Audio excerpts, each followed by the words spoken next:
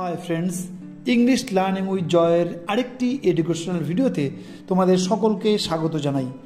গত ক্লাসে আমরা differences in the uses of a few words এই টপিকটির ফার্স্ট পার্টে আমরা কয়েকটি জিনিস নিয়ে আমরা আলোচনা করেছি। আজকে আমরা এই সেম টপিকের উপরে সেকেন্ড পার্টটি বা সেকেন্ড ক্লাসে আজকে আমরা পিপল, সামটাইম, হোল, অল এইরকম বিভিন্ন রকম শব্দগুলোকে নিয়ে আমরা আলোচনা করব এবং আমরা দেখব ইংলিশ গ্রামারে এই সমস্ত ওয়ার্ডসগুলো কীভাবে ইউজ হয়ে থাকে এবং এই সমস্ত ওয়ার্ডসগুলো এক এক জায়গায় একরকম করে যখন সেগুলো ইউজ হয় তার প্রত্যেকটি সেন্টেন্সের মধ্যে তার মিনিংগুলো কী করে চেঞ্জ হচ্ছে, এইরকম সকল জিনিসকে আমরা খুব সুন্দর এক্সাম্পলের মাধ্যমে উইথ সুন্দর করে এক্সপ্লেনেশন করে আমরা ভালো করে ক্লাসের মধ্যে বুঝবো। ঠিক আছে, তোমরা আজকে ক্লাসটি ভালো করে ফলো করো, কারণ ক্লাসটি ফলো করলে তোমরা এইসব শব্দগুলো বা এইসব ওয়ার্ডসগুলোকে নিয়ে তোমাদের আর মনের মধ্যে কোনো রকম কনফিউশন থাকবে না। তাহলে চলো পরপর করে আমরা এবার আলোচনা শুরু করি। প্রথমে দেখো দেওয়া আছে পিপল, পিপল, পিপলস। এই যে তিনটি ওয়ার্ড, একই রকম তিনটি ওয়ার্ড কিন্তু একটু একটু করে আলাদা আছে।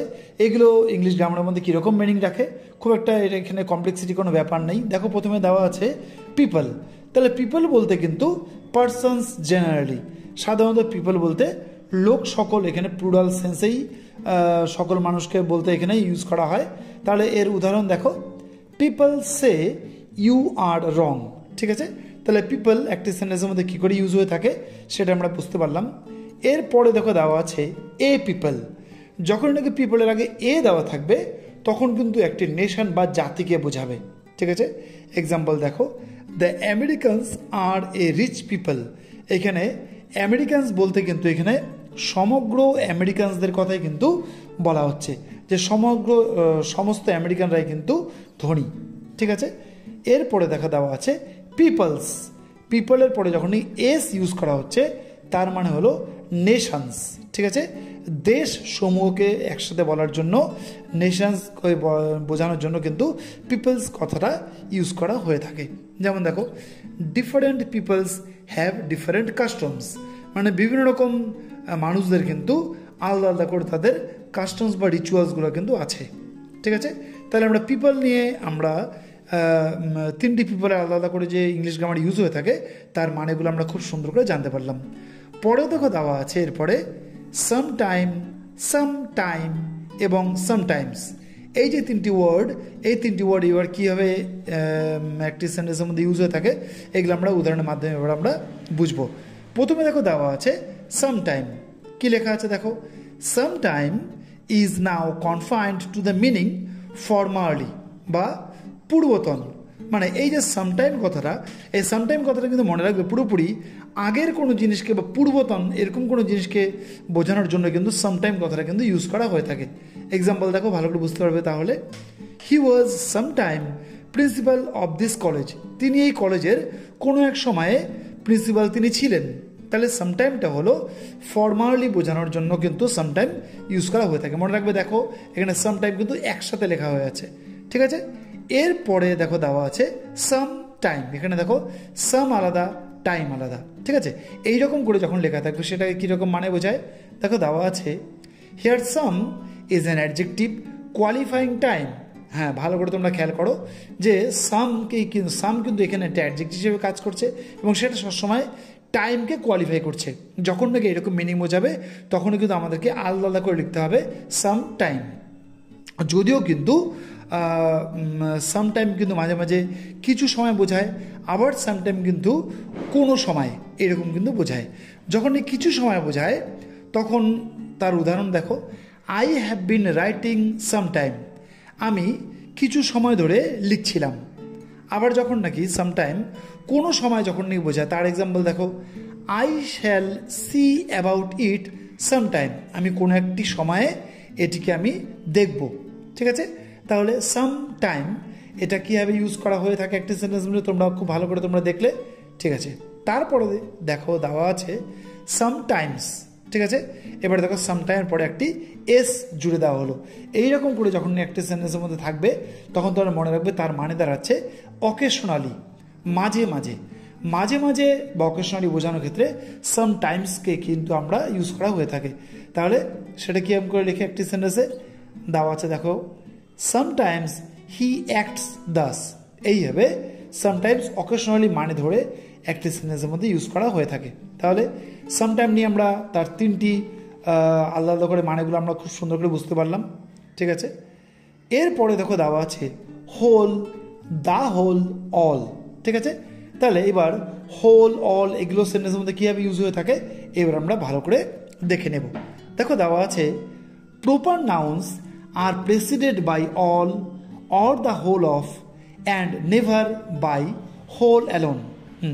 প্রপার নাউন সবসময় তার আগে অল বসবে বা দ্য হোল অফ বসবে, কিন্তু কখনো শুধু হোল কথাটা কিন্তু শুধুমাত্র ইউজ করা যাবে না। এটা কার ক্ষেত্রে? প্রপার নাউনের আগে। প্রপার নাউন কাকে বলে? প্রপার নাউন মানে সেই সমস্ত নাউন যেই সমস্ত নাউনগুলো নির্দিষ্ট করে বলা হয়ে থাকে এবং সেই সমস্ত নাউনগুলো সাধারণত ক্যাপিটাল লেটার দিয়ে কিন্তু শুরু হয়ে থাকে। ঠিক আছে, এক্সাম্পল দেখো দেওয়া আছে। দেখো আমরা যদি এইভাবে লিখি যে অল বা the whole of India mourns is death, ঠিক আছে, এটারও পুরোপুরি ঠিক, কিন্তু আমরা কিন্তু এইভাবে কখনো লিখতে পারবো না whole India mourns is death. ঠিক আছে, হোল কথাটি শুধুমাত্র কিন্তু ইউজ করা যাবে না, এটা তোমরা ভালো করে বুঝে নাও। ঠিক আছে, তারপরে দেখো দেওয়া আছে before common nouns both whole and all are used. Common noun সাধারণত যে সমস্ত নাউনগুলো ইউজ করা হয়ে থাকে তাদেরকে কমন নাউন বলে। তাহলে বলছে কি কমন নাউনের আগে কিন্তু হোল এবং অল দুটো ইউজ করা হয়ে থাকে, but all is very seldom followed by a singular number.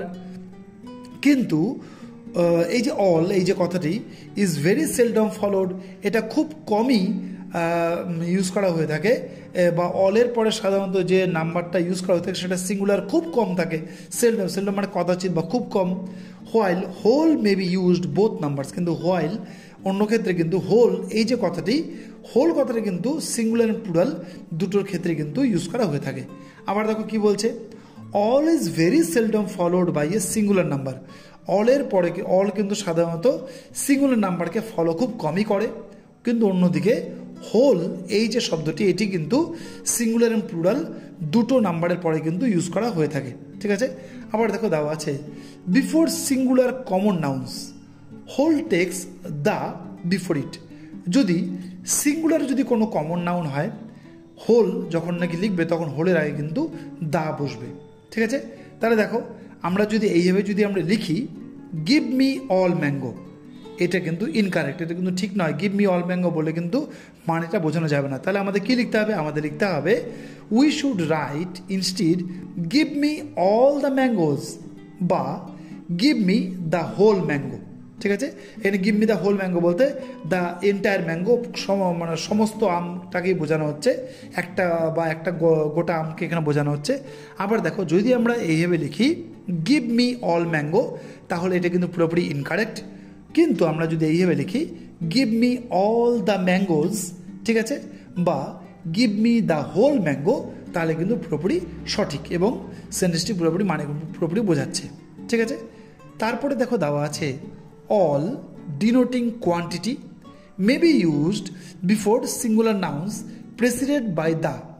মানে অল ডিনোটিং কোয়ান্টিটি, অল এই যে অল কথাটা এটা সাধারণত পরিমাণকে বোঝায়, may be used before singular noun এবং সবসময় বা প্রায় এটা কোনো সিঙ্গুলার নাউনের ক্ষেত্রে ইউজ করা হয়ে থাকে প্রেসিডেড বাই দ্য। ঠিক আছে, এর আগে কিন্তু এর পরে কিন্তু আবার দা থাকে। ঠিক আছে, মানে সাধারণত অল কথাটি কোনো সিঙ্গুলার নাউনের আগে ইউজ করা হয়ে থাকে এবং তারপরে দা বসে। যেমন দেখো all the milk was spilled by the cat, এখানে অল দ্য মিল্ক বলতে সমগ্র দুধের কথা বলা হয়েছে। আগেই বললাম অল সাধারণত কোয়ান্টিটি বা পরিমাণকেই বোঝায়। ঠিক আছে, তাহলে এবার আমরা হোল, দা হোল এবং অল এই যে তিনটি জিনিস আছে এটি একটি সেন্টেন্সের মধ্যে কী কীভাবে ইউজ করা হয়ে থাকে আমরা খুব সুন্দর করে ভালো রকম ব্যাখ্যার দ্বারা আমরা বুঝলাম। ঠিক আছে বন্ধুরা, আজকে ক্লাসে আমরা খুব ভালো করে কয়েকটা জিনিস নিয়ে আমরা আলোচনা করলাম। আই হোপ তোমরা ক্লাসটি দ্বারা উপকৃত হয়েছো। যদি ক্লাসটি তোমাদের ভালো লাগে তোমরা ভিডিওটিকে লাইক করবে, ফলো করবে এবং বন্ধুদের সঙ্গে যত সম্ভব শেয়ার করবে। ঠিক আছে, তাহলে আমাদের দেখা হবে এই টপিকের উপরে আরেকটি এডুকেশনাল ভিডিওতে। ততদিন পর্যন্ত তোমরা ভালো থাকো, সুস্থ থাকো, গুড বাই।